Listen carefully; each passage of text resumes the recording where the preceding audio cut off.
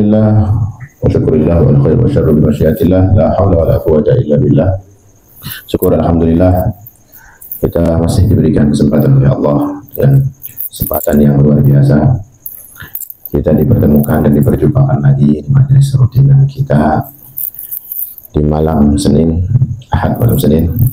Ya alhamdulillah walaupun cuaca agak luar biasa, berarti panas, berarti dingin ya. Luar biasa ini, kalau untuk badan mungkin agak kaget kalau dia nggak biasa. Ini kita alhamdulillah masih diberikan kekuatan, langkahkan kaki kita untuk datang, berusaha untuk beristiqomah. Semoga apa yang kita jalankan, apa yang kita niatkan, apa yang sudah kita baca, dan insya Allah akan kita selalu lakukan untuk kedepannya. Mudah-mudahan selalu dilindungi oleh Allah Subhanahu wa taala, diterima oleh Allah Subhanahu wa taala, dan selalu dalam lindungan Allah, dalam perlindungan Allah, dalam penjagaan Allah, terutama dalam hidayahnya yang luar biasa untuk kita, sehingga kita insya Allah dengan keadaan berusaha kita terpilih menjadi hambanya yang muttaqin di dunia wal akhirah. Amin amin ya rabbal alamin. Hadirin yang dimuliakan oleh Allah Subhanahu wa taala, kita belum lama ya dihebohkan sama kejadian ini berkaitan dengan hukum di negara kita.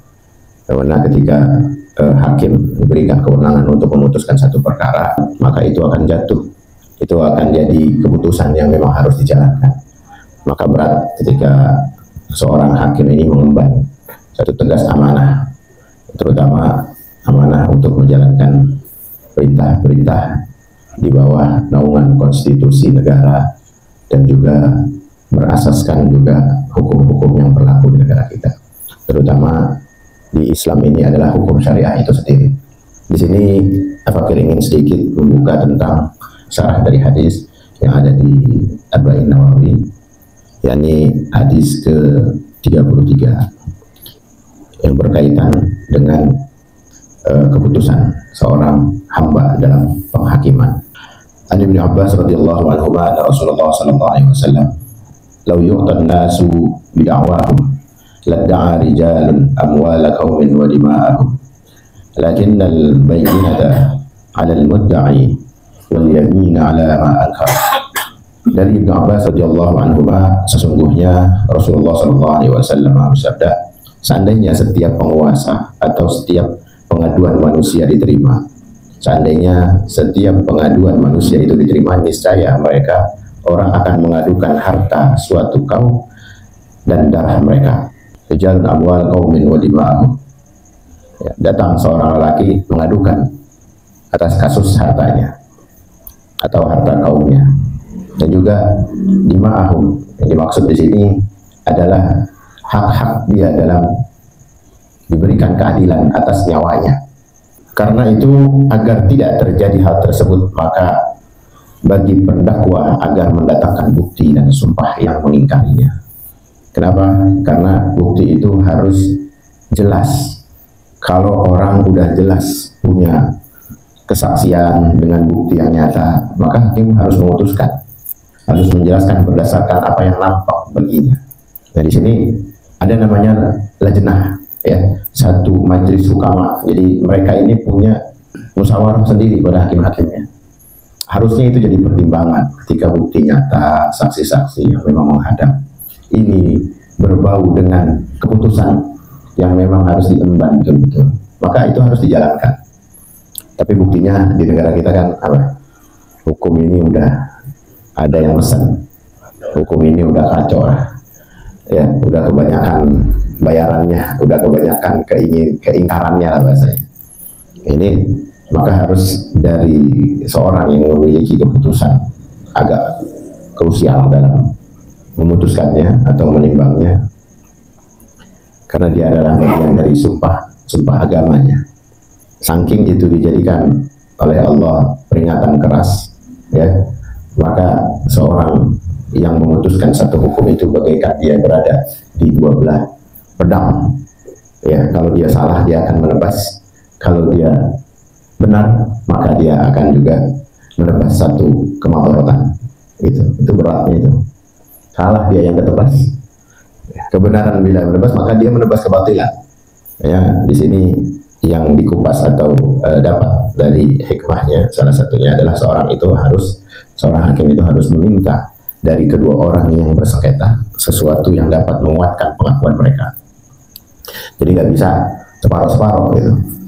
Ini yang ngaku-ngakunya begini karena emang pesanannya adalah membela yang ngebayar, akhirnya bukti-bukti yang menjadikan dakwa ya si pelapor malah jadi apa?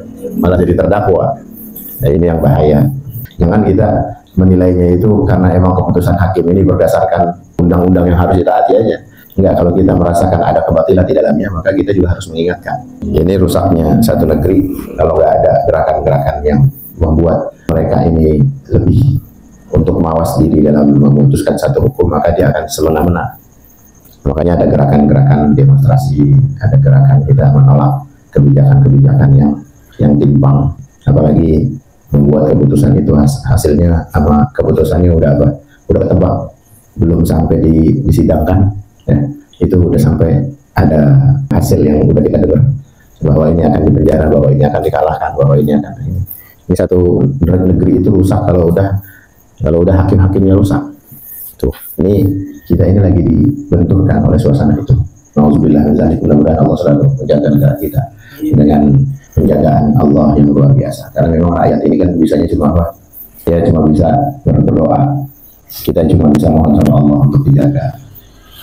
Alhamdulillahnya ketika orang-orang di sekeliling kita itu masih memiliki mandat agama yang dia pegang, yang diputuskan bersalah pun, yang dihukum pun itu dia kuat. Ya alhamdulillah kita bersyukur Allah. Ada orang-orang yang memang digariskan oleh Allah ini kuat, walaupun dalam keadaan apa? Dizolimi. Ya kita tahu ulama-ulama yang dikriminalisasi kemarin kan, itu masya Allah masih kuat aja dia. Itu juga dasarnya adalah seorang yang bebas dari tuduhan juga. Kalau aja dia terbukti perbuatan jahatnya, maka dia akan ditaruhkan, ya akan diputuskan. Itu dasar seorang bebas dari tuduhan itu. Selagi tidak ada terbukti perbuatan jahat, maka dia akan terbebas. Sampai kapan? Sampai terbukti kejahatannya. Ya, seorang hakim juga nggak boleh memutuskan satu perkara dengan menghalalkan yang haram dan mengharapkan yang halal. Ya, kita kalau disuruh untuk bermaksiat kepada Allah, dasarnya adalah hukum negara, maka kita boleh untuk menentangnya. Jadi ada dalam perintah yang disampaikan Nabi, la ta'ah li ma'siyatil khaliq, ya. Salah satunya adalah kita nggak boleh taat pada satu perintah yang dia bisa memaksiatkan kepada Allah Subhanahu wa Ta'ala. Ya misalnya disuruh kita ada penghalalan khamar, ada penghalalan pelacuran misalnya, ada kebijakan-kebijakan yang membuat hukum syariat sendiri berlawanan. Ini kita nggak boleh untuk mentaati perintah, walaupun yang memerintahkan kita adalah raja, ya, pemerintah, itu nggak boleh karena memang bertentangan dengan norma-norma agama. Ma'asyiral muslimin rahimakumullah, hukum negara kita kan ada hukum yang memang memiliki martabat keputusan yang membuat hukum itu tunduk, ya, yaitu presidensial, ya, hak prioritas yang memang dimiliki oleh presiden, kayak keputusan raja lah istilahnya. Nah itu bisa menghapuskan segala bentuk kejahatan-kejahatan yang sudah diputuskan atau hukuman-hukuman, bahkan bisa mengembalikan nama baiknya. Tentunya keputusan itu lekat dan erat sama orang-orang yang ada di sekitar raja atau presiden. Jika betul-betul dia mendapatkan perlakuan yang zalim, yang terzalimi, ya, dan dia tidak bersalah, maka ya itu menjadi bisikan yang bermanfaat bagi hukum itu sendiri. Kalau dikaitin sama hukum Allah yang nggak ada tempatnya. Itu bisa menjadi satu kesalahan, ya. Pemimpin itu bisa salah, yang mengambil hak prioritas, lalu memang betul-betul dia bersalah kok dibebasin. Nah, kita kan udah melihat kejadian-kejadian kemarin, udah benar-benar membantai syuhada kok dibebasin. Tahu, jadi hukum yang belum disidangkan dan diputuskan sendiri itu udah menjadi hukum Allah. Nggak bisa kalau dia bilang ini gue bebasin, nggak bersalah mereka, lalu dengan hukum syariat itu bebas. Enggak, tetap itu jatuh. Tapi karena memang kelemahan satu hukum kita tidak menjalaninya itu, ya karena lemahnya itu akhirnya terbebas lah orang-orang yang betul-betul nyata kezalimannya, sampai orang-orangnya, aktor-aktornya itu kita tahu kenapa kok masih bebas, ya karena memang presidennya pemimpin tertingginya, udah tahu udah sasus bisikan, bahkan dia sendiri yang memutuskan jahat, terus mau dibenturin kita sama hukum Allah, ya nggak bisa. Kalau ini kan kaitannya sama hukum negara, ya kita kalau dia baik maka pedangnya itu akan menjadi manfaat, menebas satu kebatilan. Tapi kalau dia jahat, dia akan menebas kebijakannya sendiri, dirinya sendiri besoknya bukan tanggung, walaupun dia adalah pemimpin tertinggi negara. Tapi kalau hukum ilmunya itu dengan pertimbangan-pertimbangan pada ahlinya, ya tentu dibenarkan. Nah, ini udah keputusan tertinggi, ini harus dijalankan, ini harus dibersihkan. Itu makanya penting orang-orang yang ada di sekitar pemimpin itu juga orang-orang bertakwa. Kalau mau ditanya hukum, sekali lagi berkaitan sama syariat, tidak ada timbangannya.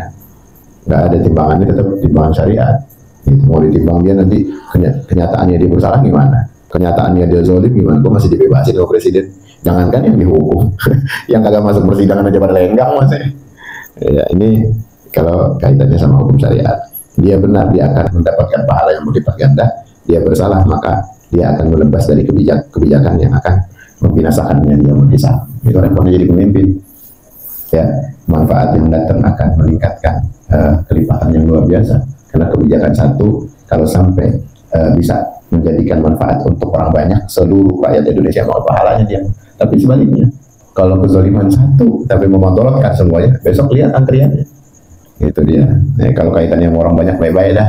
Sama tokoh misalnya, udah jadi tokoh, udah omongannya didengar, ya, fatwanya didengar, ucapan-ucapan, apalagi kan tokoh itu butuh figur.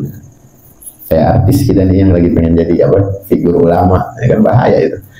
Ya, bisa efeknya itu pada seni, ngapa dia ngikut-ngikut ke ranah hukum agama atau berfatwa atas agama. Ya, ini repot. Ya, jangan kita ngikut-ngikut yang begitu.